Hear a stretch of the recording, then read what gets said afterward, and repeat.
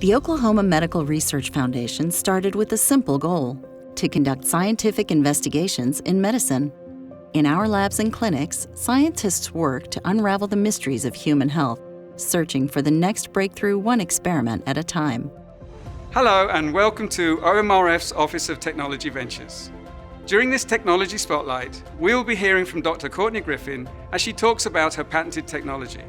Dr. Griffin is a member of our Cardiovascular Biology Research Program and is Vice President of Research at OMRF. I grew up in Athens, Georgia, and went to high school there.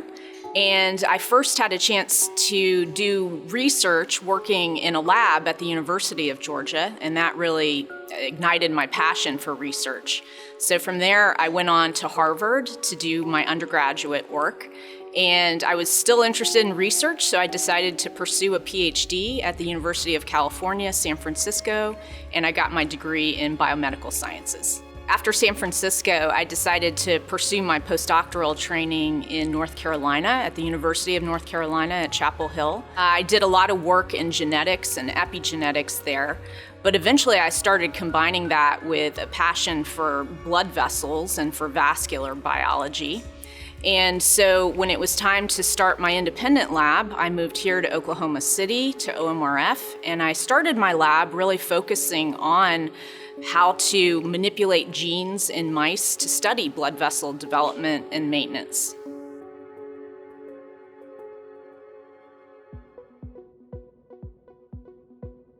Unwanted blood vessels, particularly in the eye, can be problematic because they can block vision.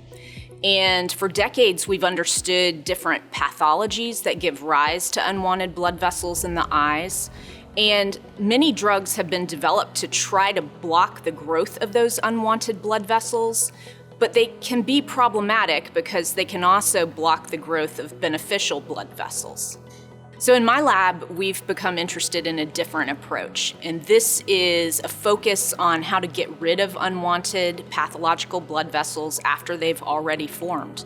And we refer to this as vascular regression, and we're really excited about this because it's a very untapped, underexplored area of the vascular biology field. Our goal is to regress unwanted blood vessels in patients who may not realize they're already developing until it's too late, and therefore they're starting to suffer from vision loss. We began by studying hyaloid vessels, which grow in the eyes of both humans and rodents during development.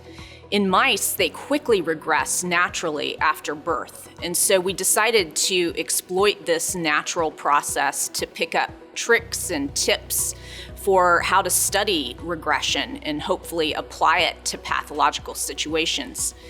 We found that hyaloid vessels undergo two important processes during their regression. Number one, they become constricted, and so their blood flow slows down. And number two, they downregulate two related transcription factors called ERG and FLE1. A quick search of the literature showed us that there was actually a commercially available drug that could block these two transcription factors. And so we decided to exploit this and inject this drug into the eyes of newborn pups and see if it could speed up the hyaloid regression process. And we were excited to see that it could, and even better, we decided to apply this to slightly older mice in which we had developed pathological, thin, tortuous vessels. And even better, it also ended up speeding up the regression of those vessels.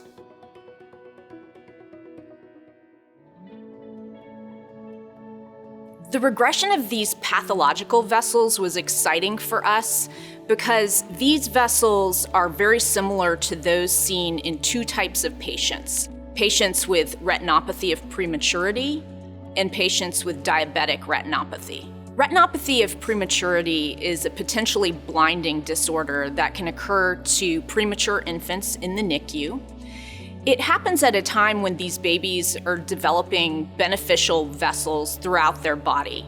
And so applying current drugs that could block the growth of the pathological vessels in the eye could be problematic because they might lead to the unwanted effect of blocking beneficial vessels that are growing in the rest of the body. As it relates to diabetic retinopathy, this condition can occur in about 40% of diabetic Americans.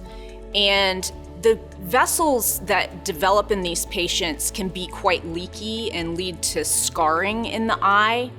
And one of the benefits of the current drugs that block vessel growth is that they can also block vessel leakiness. And so they can be beneficial for these patients, but these drugs require strict adherence and persistent administration, and they're not effective in all diabetic patients. For both of these patient types, another treatment option is laser ablation, which can help get rid of the pathological vessels. But this type of treatment can also damage some of the underlying photoreceptors in the eye, and that can cause long-term vision problems. Our approach is really focused on getting rid of these blood vessels after they've formed so that we can fundamentally get rid of the source of the problem in these patients.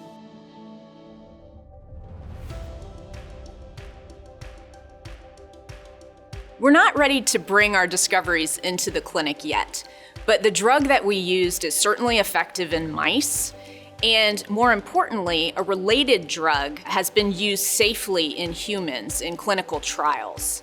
Unfortunately, it's protected by patent, and so it's restricted in its use. Our goal is to develop a more specific inhibitor of our transcription factors of interest so that we can use it to try to regress pathological vessels in the eye. We would then try to patent this and ultimately use it to prevent blindness and vision loss in patients.